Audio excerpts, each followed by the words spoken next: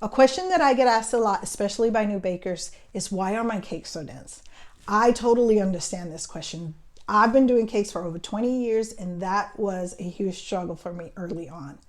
And there's two things that could be causing this, and that is your ingredients are not at room temperature when you're baking them.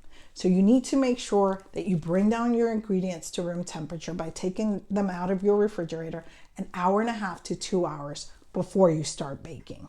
If you forget, don't worry about it. You can use your microwave to bring down your ingredients. You could put your butter in, your milk, and your eggs. You could put them in a bowl of hot water, leave them in for 5 to 10 minutes, and they're down to room temperature. You could keep moving.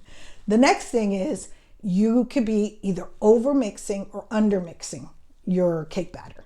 So what happens when you over mix, you develop glutens in the flour that causes your cakes to be denser and tougher. If you're under mixing your batter, your ingredients are not fully getting incorporated, and you could end up that with your cake in some parts is it's overcooked, and in some parts it's undercooked, and you can have like a tacky, batter like feeling to it. So those are the two things. Now the thing with the overmixing, undermixing the batter is that this is not a scientific thing. I can't tell you mix for 2 minutes or mix for a minute.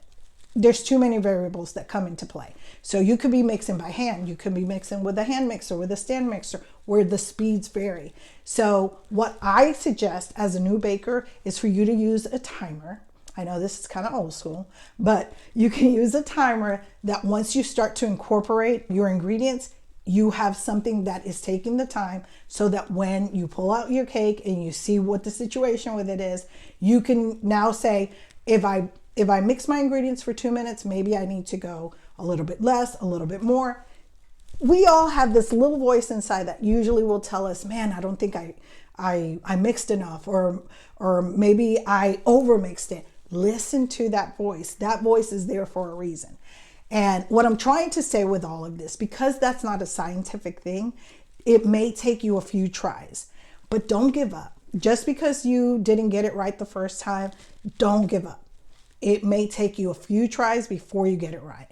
So once you cut that cake, you see that, it's not baked fully correctly, then follow the voice, let it guide you, and keep baking. Do not give up on yourself. Do not be too hard on yourself, because it's happened to all of us. I promise you're not the only one. So if you have any questions, go ahead and put them in the comments, and I'll be happy to answer any questions that you guys have.